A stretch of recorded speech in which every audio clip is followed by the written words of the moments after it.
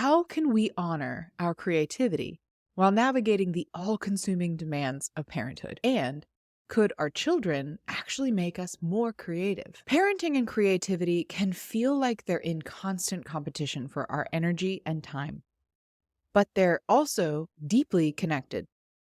Parenthood challenges us to stretch our imaginations, embrace resourcefulness, and see the world with fresh eyes. From my perspective, as a mother who went through a very traumatic, life-threatening postpartum period, I can say without a shadow of a doubt that the experience of becoming a parent can be all-consuming, leaving no space or flow for new ideas.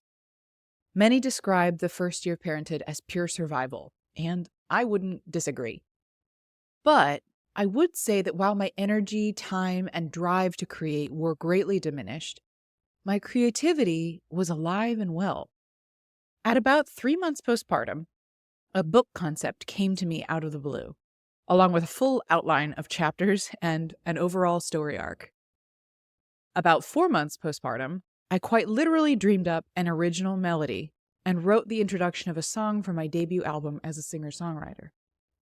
About 6 months postpartum, the name and vision of this podcast came to me after years of brainstorming, working with content strategists and branding experts, and struggling to shape my message into a brand identity and creative product.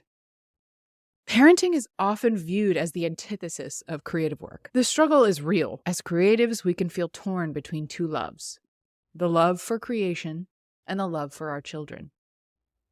As a result, many parents, particularly mothers, feel a deep sense of guilt when they carve out time for creative pursuits. There's this societal pressure to be endlessly selfless, as if any act of pursuing your passions is somehow taking away from your kids. But here's the thing. When we neglect our creative selves, we risk losing touch with who we are outside of parenthood. Creativity isn't just something we do.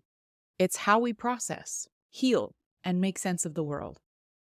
And when we honor that part of ourselves, we show up for our kids as fuller, happier people. On the flip side, parenting doesn't just demand our creativity, it inspires it. Parenthood reshapes our worldview, pushing us to think in ways we never would have before. Children have a way of bringing us back to the basics of wonder and imagination. They remind us how to play, dream, and see the world through fresh eyes. For many parents, myself included, the challenges of parenthood can fuel new creative endeavors. Sleep deprivation and endless diaper changes may not sound inspiring, but they force us to be resourceful. Whether it's writing about our experiences, building a business that accommodates our new family life, or simply learning to play again with our children, parenthood often generates an entirely new well of creative energy. Before we dive back in, I want to offer you something that might just change how you move through the season of parenting. If you've ever thought to yourself, how can I lead my family with the same intention, creativity, and compassion I bring to my work life? You are exactly who I created this for.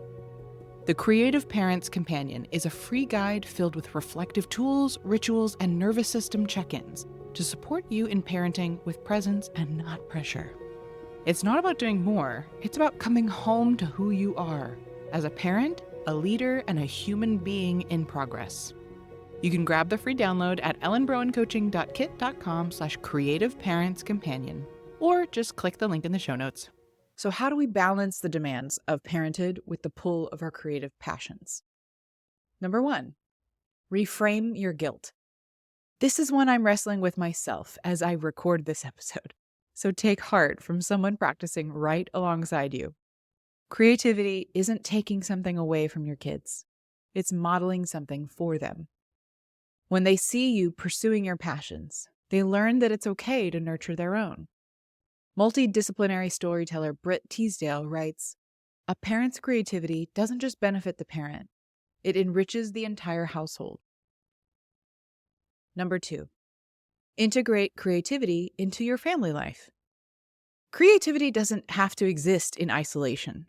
Find ways to involve your kids in your process.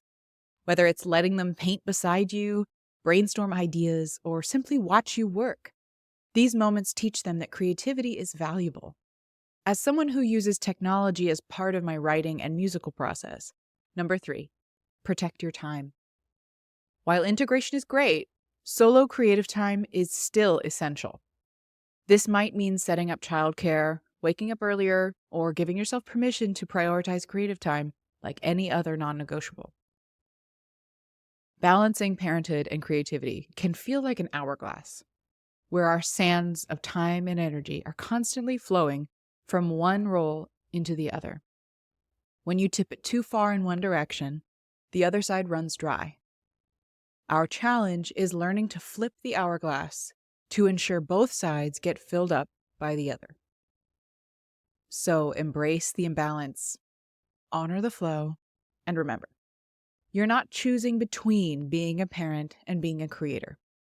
You already are both. In that oneness is where the magic flows. If you enjoyed today's episode, please show your support by leaving reviews and comments. It would truly mean the world to me to hear from you. Hit that subscribe button so you never miss a day, and join me in my mission to help a world full of content creators become a world of contentment creators.